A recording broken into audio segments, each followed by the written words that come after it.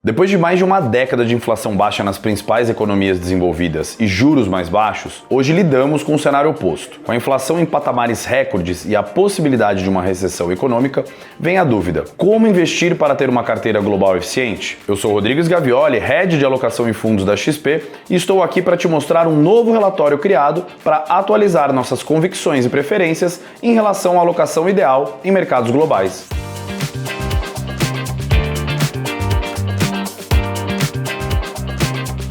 Nesse XP da questão, você confere um pouco dessas visões sobre os principais mercados e temáticas de investimento ao redor do mundo. Além disso, pelo link na descrição, você acessa também nosso relatório, que é atualizado a cada 3 meses, com sugestões de produtos para investir em cada uma dessas regiões. Nossas visões são com base em um horizonte médio de prazo de 3 a 12 meses, com o objetivo de nortear os investidores sobre regiões e temáticas que temos mais convicção. Para isso, criamos uma tabela, que você pode conferir com mais detalhes no link abaixo, com metodologia própria que considera preço sobre lucro, crescimento de lucros, dividend yield, índices de condições financeiras, taxa efetiva de câmbio real e estimativas de atividade econômica. Antes de continuar nesse conteúdo, não esquece de deixar o seu like e se inscrever no nosso canal. Mas vamos seguir com um pouco de contexto. A primeira metade de 2022 foi marcada por grandes mudanças. De um sentimento de otimismo com a reabertura da economia global pós-pandemia, fomos a uma inflação nas alturas no mundo todo, com um choque nas cadeias de suprimento com a guerra na Ucrânia e políticas monetárias cada vez mais duras para controlar os preços, levando à possibilidade crescente de uma recessão econômica. A verdade é que mudamos de regime. Viemos de mais de uma década de inflação estruturalmente baixa nas principais economias desenvolvidas e, como consequência, juros mais baixos também. Agora, a inflação persiste em níveis recordes e, portanto, juros também devem se manter em patamares mais altos do que nos últimos anos. O índice de ações globais acumula perdas no ano à medida que a probabilidade de recessão aumenta. Seria então a hora de ficar longe de investimentos internacionais? Pelo contrário, o S&P 500, principal índice americano, chegou a entrar em bear market no primeiro semestre de 2022. Não sabe o que é bear market?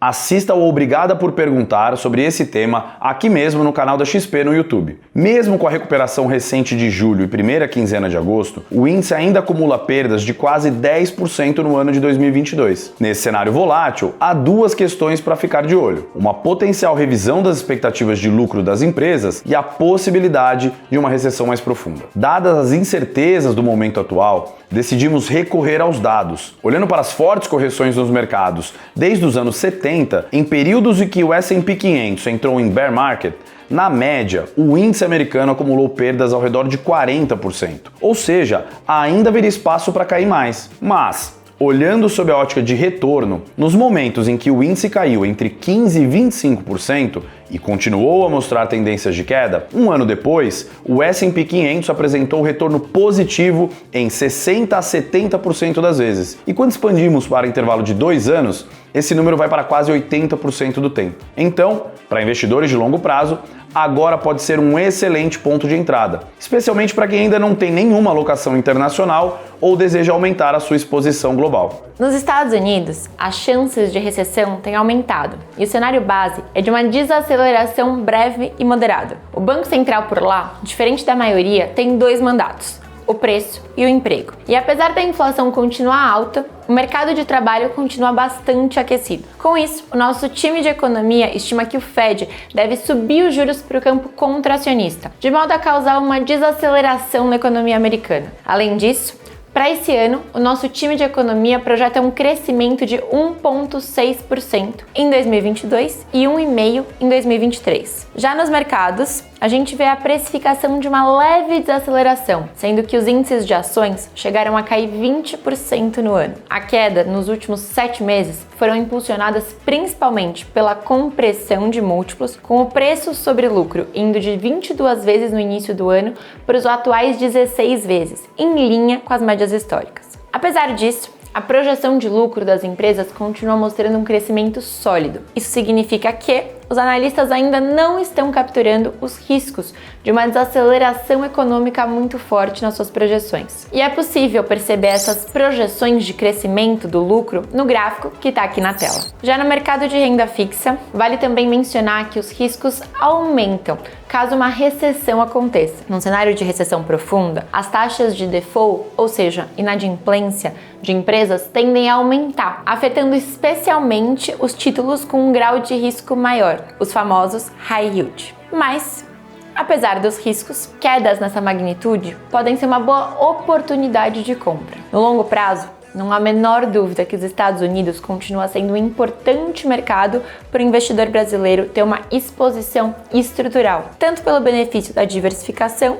quanto por ser uma moeda forte. Colocados todos esses pontos, a gente mantém uma visão neutra em relação ao mercado americano. Já na Europa, as perspectivas de curto prazo para a zona do euro são ainda mais desafiadoras, com os riscos eminentes de corte de energia vindo da Rússia, potencialmente aprofundando ainda mais a crise na região. Diferente dos Estados Unidos, cujo Fed mudou drasticamente de postura, a economia da zona do euro se mostra cada vez mais fragilizada para permitir uma ação mais incisiva do Banco Central Europeu para controlar os preços. Ao mesmo tempo, um segundo desafio para o Banco Central Europeu é o risco de fragmentação, que nada mais é que o aumento do diferencial de juros entre as economias que fazem parte da União Europeia em relação aos juros dos títulos alemães, que são considerados os mais defensivos. Ainda que o Banco Central por lá tenha anunciado recentemente um instrumento para diminuir esses riscos de fragmentação, o cenário continua bastante incerto. Dessa forma, nós mudamos a nossa visão da região de neutro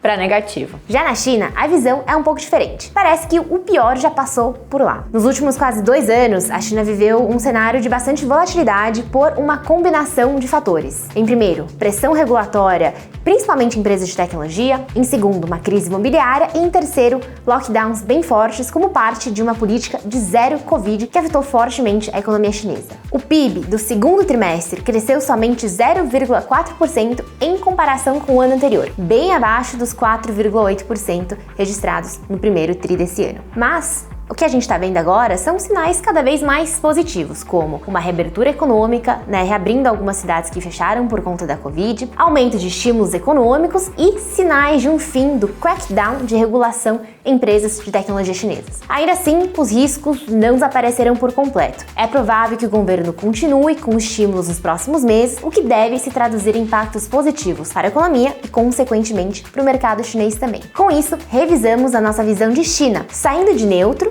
na última atualização para uma visão atualmente atrativa. No Japão, apesar de manter uma inflação ainda controlada, o mercado por lá está bastante exposto a riscos de uma recessão, dado o peso das empresas de manufatura e exportadoras na indústria do país. Sendo considerado, então, um mercado bastante cíclico. A gente continua a ver poucos catalisadores no país e preferimos exposições a outras regiões do mundo. Apesar disso, a gente acredita que pode haver oportunidades interessantes na gestão ativa. Por ser um mercado historicamente com pouca cobertura de analistas, há uma geração bem interessante do que a gente chama de alfa, que é um retorno de gestores acima dos índices de referência, os benchmarks. Portanto, acreditamos que é um mercado onde há mais ineficiências a serem capturadas. E assim, mantemos uma visão neutra em relação ao Japão. Quando se trata de mercados emergentes, os riscos de recessão e o fortalecimento do dólar tendem a ser negativos para a região. Para a América Latina, especificamente, a região foi bastante beneficiada pelo boom das commodities no começo desse ano e o movimento de alta de juros nas suas economias. Já para a Europa emergente, mantemos uma visão similar à zona do euro, de forma geral, com uma perspectiva mais negativa por conta de incertezas geopolíticas e a crise energética. E, por fim, a Ásia emergente também está numa situação um pouco mais desfavorável por conta do grande peso de empresas de tecnologia mais sensíveis às altas de juros que estamos vivendo hoje, mas que podem ser compensadas pelos sinais mais otimistas de crescimento da China. Historicamente, o desempenho de mercados emergentes tem uma correlação negativa com o dólar, ou seja, eles andam em direções opostas. Apesar dos níveis de valuation e juros ainda bem atrativos, além de commodities ainda em patamares também altos, mesmo depois dessas quedas recentes, a região, de maneira geral, tem sofrido com projeções negativas de crescimento de lucros. Com isso, saímos de uma visão atrativa para uma visão neutra em relação aos mercados emergentes. Bom, e agora vamos falar de Brasil, a nossa região favorita, não é mesmo? Quando a gente fala de Brasil, tem 2 riscos que o mercado tem prestado bastante atenção. Primeiro, um risco de recessão lá fora e segundo, o risco fiscal aqui no Brasil. Olhando lá para fora, a gente viu os preços das commodities caindo recentemente, com o mercado se preocupando mais com esse risco de recessão econômica. No cenário doméstico, a aprovação da nova PEC dos benefícios sociais também trouxe algum aumento dos riscos fiscais. Mas dito isso, a gente também tem visto uma dinâmica inflacionária que veio melhor do que o esperado aqui no Brasil, e isso fez com que os juros projetados pelo mercado para o futuro caíssem, principalmente os juros de mais longo prazo. E isso trouxe uma alta na bolsa recente, principalmente dos setores domésticos, que são mais sensíveis à taxa de juros. Além dessa questão taxa de juros e riscos fiscais e inflação, a gente também está entrando agora no período eleitoral. Isso normalmente traz volatilidade para os ativos brasileiros, principalmente quanto mais a gente se aproxima da eleição, em geral, a gente vê o mercado com um sobe e desce um pouco maior do que o normal. O lado bom da história é que a gente continua vendo os ativos brasileiros, principalmente a bolsa, como extremamente atrativa, em níveis de valuation, ou seja, de relação de preço sobre lucro,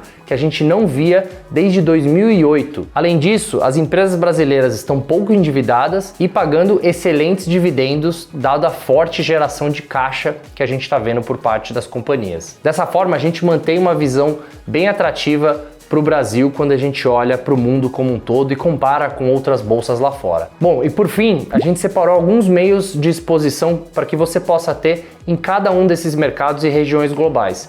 E você pode conferir todos eles aqui no QR Code que aparece na tela ou também no link da descrição do vídeo. Bom, esse foi o nosso XP da questão dessa semana. Se você quiser saber mais, não deixa de acessar o link que está na descrição desse vídeo e também de acompanhar o nosso site de conteúdo da Expert. Até a próxima, pessoal!